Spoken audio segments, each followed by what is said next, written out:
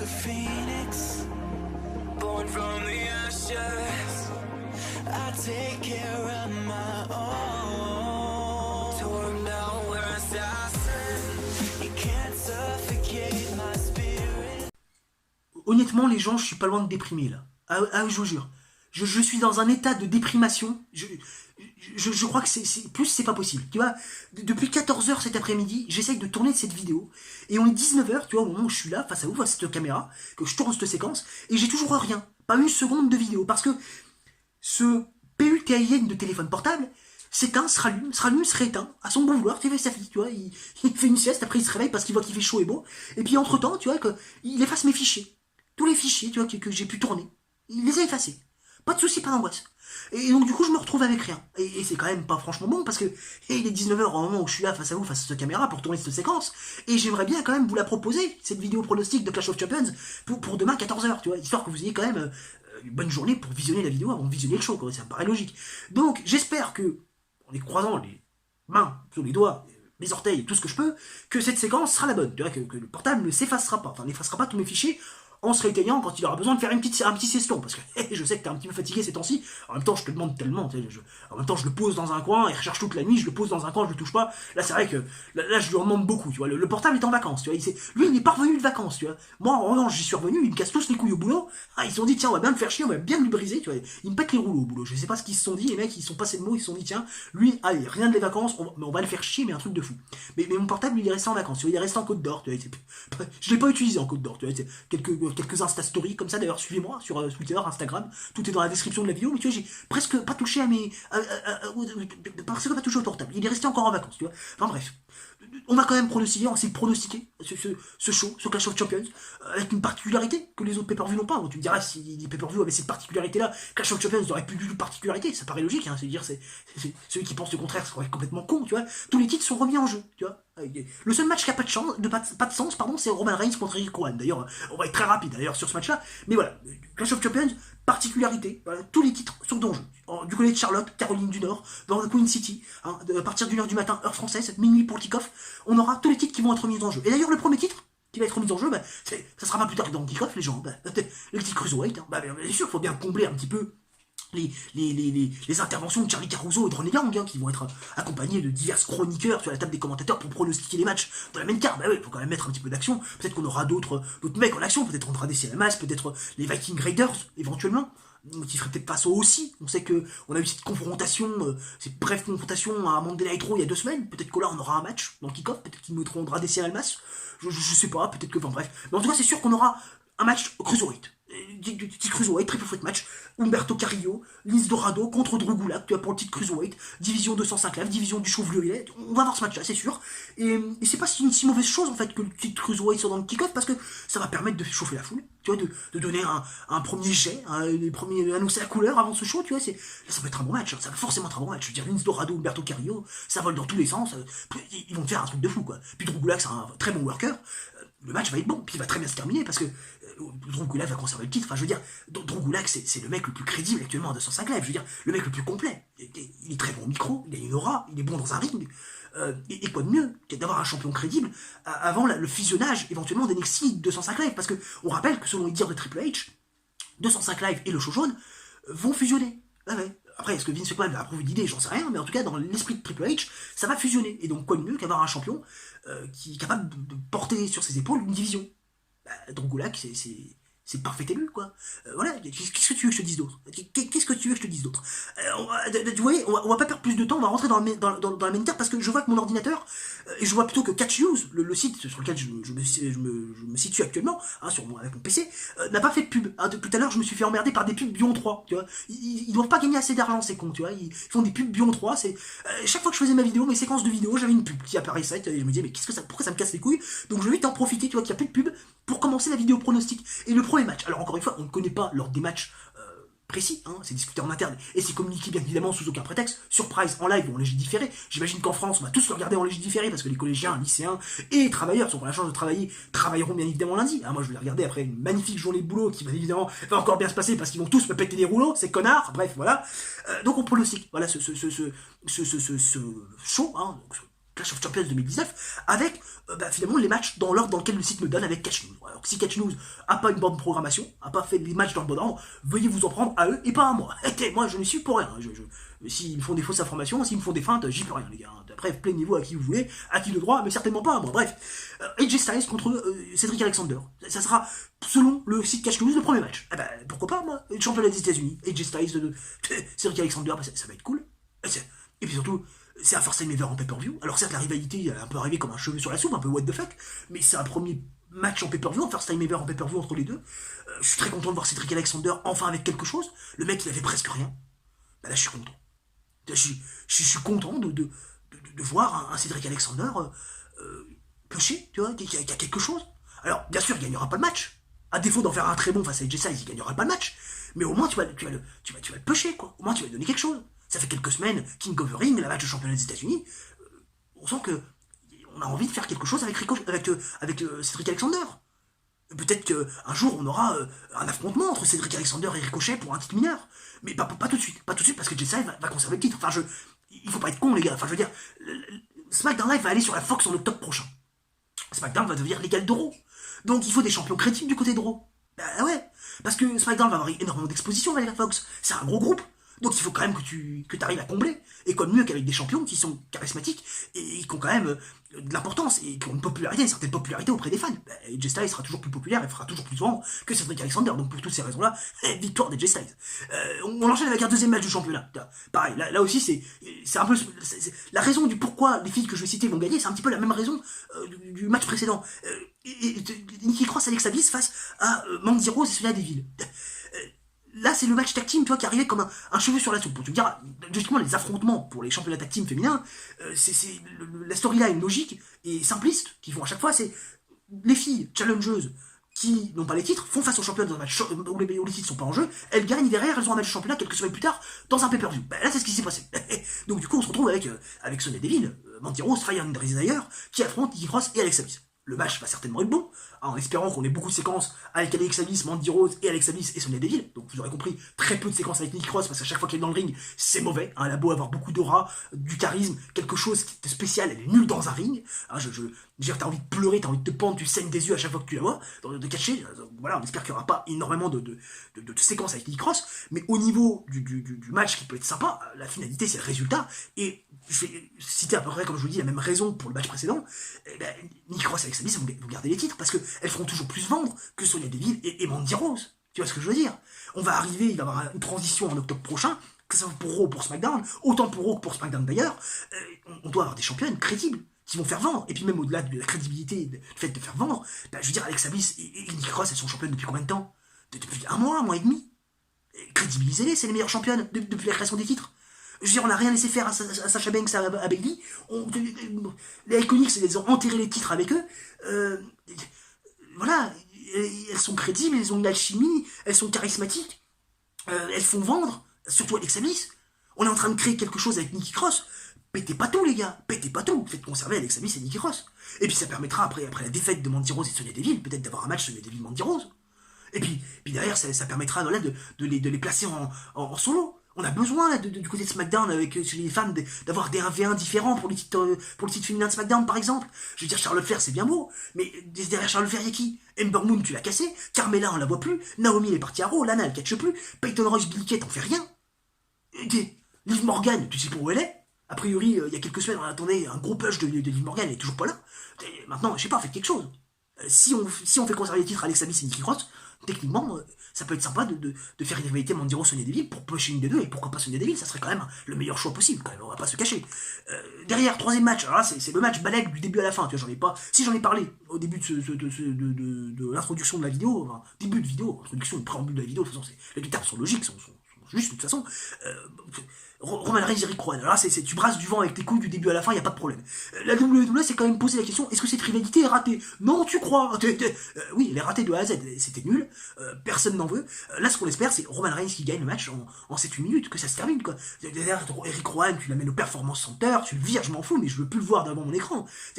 Non, c'est mort, c'est fini, je veux plus.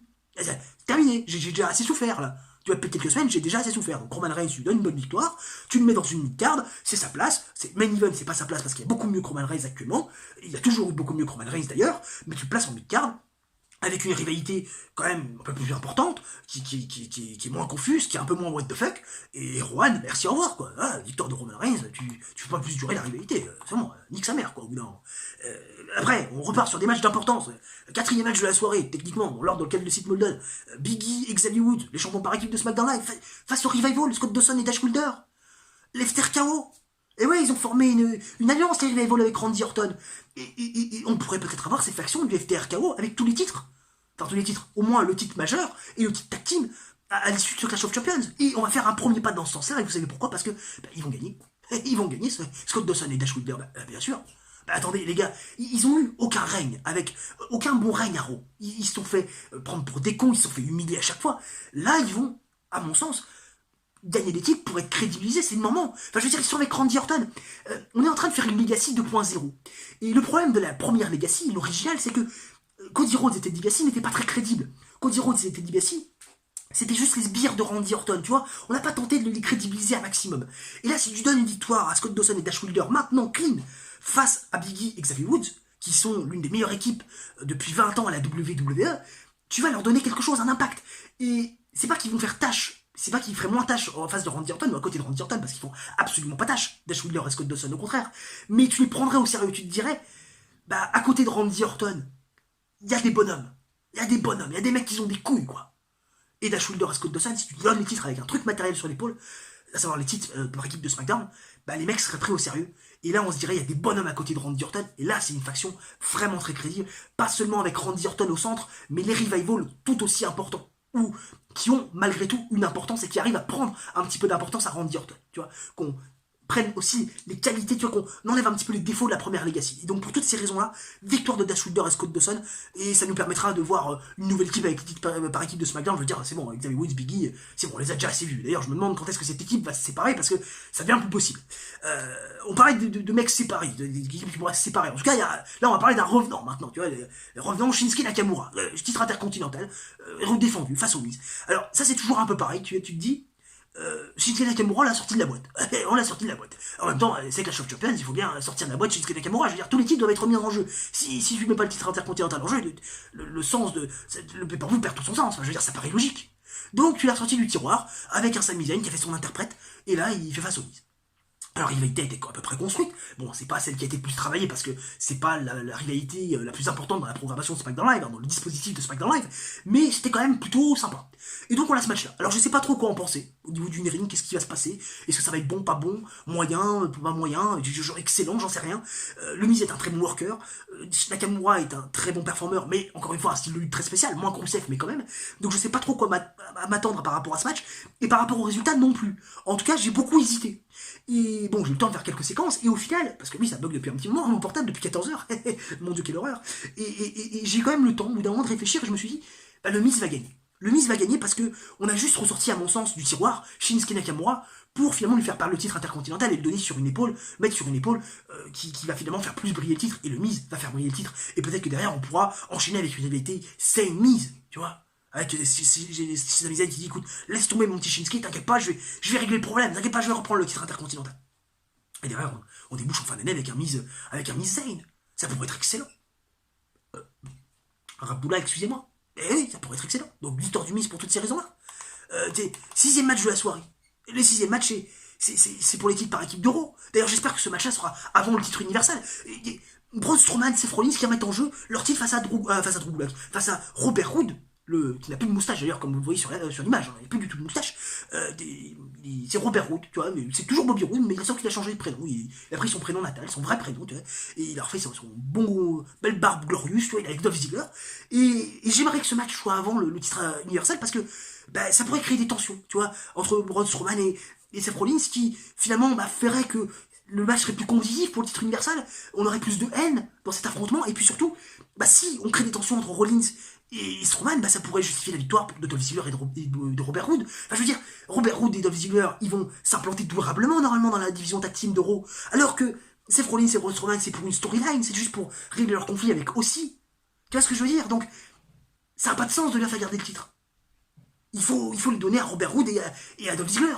Donc tu leur donnes, changement de titre, voilà. Il faut donner les titres à des mecs qu'on a besoin et qui vont perdurer dans la division. Donc pour toutes ces raisons-là, victoire de Dolph Ziggler et de Robert Roode. Voilà, comme ça, c'est réglé. Nouveau changement de titre. On passe au premier match féminin de championnat. Parce que maintenant, il y a des matchs féminins de championnat. Le SmackDown Women's Championship, Bayley contre Charlotte Flair. La rivalité, elle a eu des hauts, elle a eu des bas, ça a bien commencé dès le début. J'étais vraiment très hypé, après un petit peu moins bien, et puis après un petit peu mieux, bref. Grosso merdo, elle est un peu moins intéressante quand même que Sasha Banks Becky Lynch. Voilà, bon, en même temps, c'est difficile de faire plus intéressant dans la division féminine actuellement. Mais il y a quand même des trucs assez travaillés, des semaines c'était intéressant, d'autres semaines un petit peu moins, mais la rivalité quand même est mythique. Je veux dire, on avait eu ça à NXT, on a eu quelques séquences également à Monday Night Raw, lorsque Bayley a gagné son premier championnat de féminin d'Euro, d'ailleurs son seul et unique. Donc voilà, c'est vrai qu'il y a quand même un passif. Donc tu sais que le match va être bon, parce que Charlotte Flair va tirer le meilleur de Bayley, ça c'est clair, c'est net, c'est précis. Bayley dans un ring, elle est souvent sous-côté, mais c'est quand même assez incroyable quand même, malgré tout, elle fait partie des forts Horsewomen. Donc le match va être très bon. Maintenant, il n'y a aucun doute là-dessus. Le doute persistait plutôt sur le résultat. Parce que Bayley, tu te dis, elle a fait un heel turn, un changement de comportement, c'est assez intriguant tout ça. Mais au final, tu te dis, il y a aussi Charlotte Flair qui est chez elle, quoi. Elle est de Charlotte en Caroline du Nord.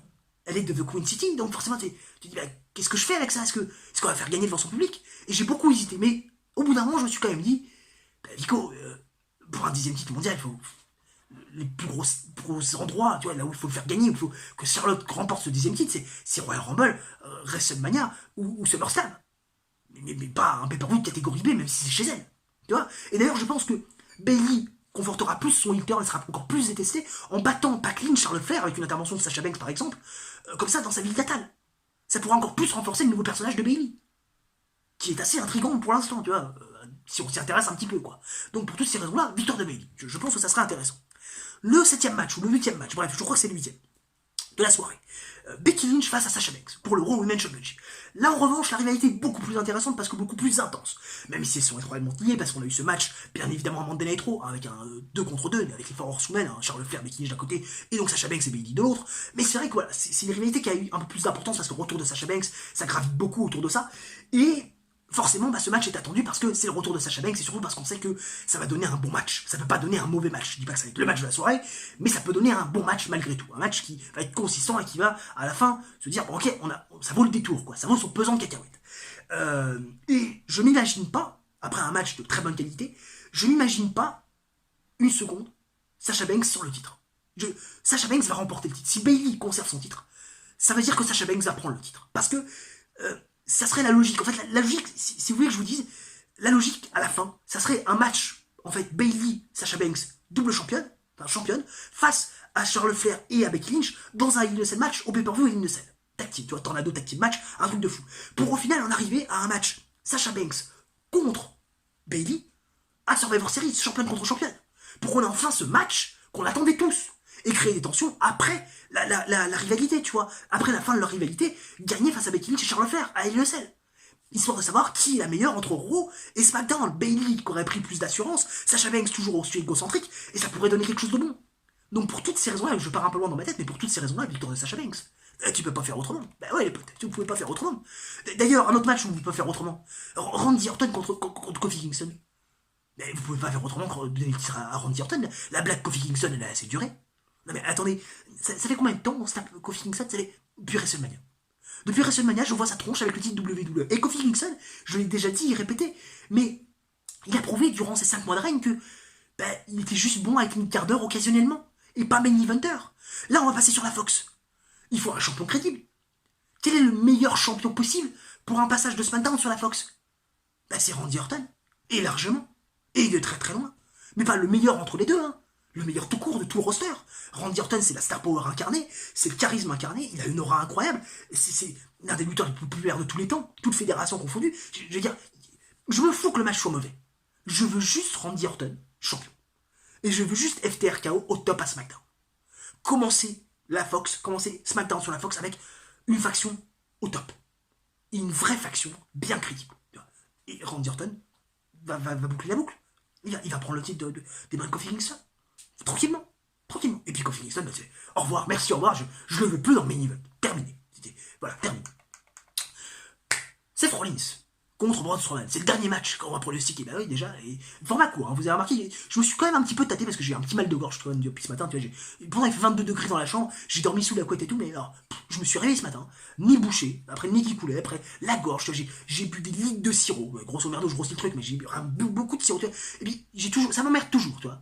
Cette gorge m'emmerde autant que mes collègues au boulot. C'est vous dire quand même comme c'est impressionnant. Bref, donc c'est pour ça aussi que la vidéo est un petit peu plus courte. Et je pense d'ailleurs qu'on restera sur des formats très courts pour les pronostics de pay-per-view, histoire que, voilà, on reste sur une chaîne où les formats sont de courte durée. Parce que c'est quand même plus digeste comme ça. Tout le monde est gagnant, je pense, à la fin. Bref, Seth Rollins, Braun Strowman pour l'Universal Championship. Si on suit mon pronostic, si on suit ma logique, normalement ils auront perdu les titres tag team d'Euro avec des petites tensions, ce qui donnera un aperçu compétitif et un petit peu une haine durant le match, qui pourra rendre le match plus attrayant, plus physique, plus violent, plus tout ce que tu veux. Et ça peut donner un match, à mon sens, de qualité. Je veux dire, Braun Strowman est un très bon worker. Oui, je pense qu'on peut se permettre de dire que c'est un très bon worker. Certains diraient seulement bon, moi je dis très bon. Ouais, je m'emballe un petit peu peut-être, mais pour moi c'est un très bon worker. Et on a un Seth Rollins qui est un très bon performeur. On sait, voilà, Seth Rollins sait se mettre en valeur, Braun Strowman sait mettre en valeur l'autre. Je veux dire, à un moment donné, oui, je sais, j'ai plus de 10% de batterie. Merci, je t'ai encore pas utilisé le téléphone, t'as dormi toute la journée, mais j'ai plus de 10% de batterie. Ça va bien me faire enculer, salon. Putain. Voilà, bref. Donc forcément, ça peut donner qu'un bon match. Même si certains seraient réticents par rapport, éventuellement, à la surdomination de Braun Strowman. Mais je pense que le match va être bon. Et je pense aussi que la WWE fera le bon choix à la fin, c'est-à-dire de faire gagner Seth Rollins. Parce que, on va pas se le cacher, moi le retour de Braun Strowman au premier plan, ça pas que ça me gêne, mais c'est que je trouve qu'il est pas au level, quoi. Je trouve qu'il est pas au level. Et d'ailleurs, je pense que la WWE s'est pas trompée de ne pas lui laisser en fait la clé du camion avec le titre universel. Souvent on s'est dit, ouais, Braun Strowman, pourquoi il a pas le titre et tout. Le mec mérite. Mais au final, quand tu regardes bien, il n'y a pas vraiment de niveau, en fait, encore. Et il y avait des rumeurs comme quoi The Fiend pourrait faire face à Braun Strowman. Braun Strowman avait répondu à ses petits propos sur les réseaux sociaux. Tout le monde s'était dit The Fiend contre Braun Strowman pour le titre universal. Au final, on a eu la confirmation avec la WWE que ce qui était annoncé dans les prochains live events, c'était The Fiend contre Seth Rollins pour le titre universal. C'est la rivalité qui va animer le championnat majeur du show rouge pour la fin de l'année. Et ouais. Donc pour toutes ces raisons-là, victoire de Seth Rollins. C'est un choix logique. Déjà, logiquement, j'aurais vu Seth Rollins gagner parce que Braun Strowman, tu ressors du voir juste pour faire une rivalité de transition. Et puis avec cette raison-là, je pense que c'est une double raison pour dire que Seth Rollins va conserver le titre.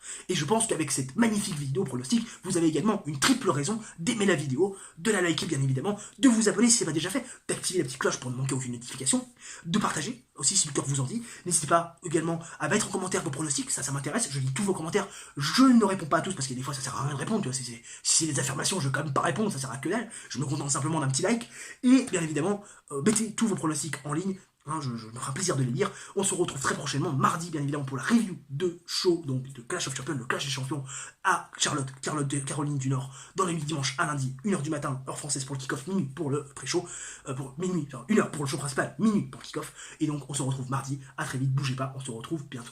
Ciao, ciao.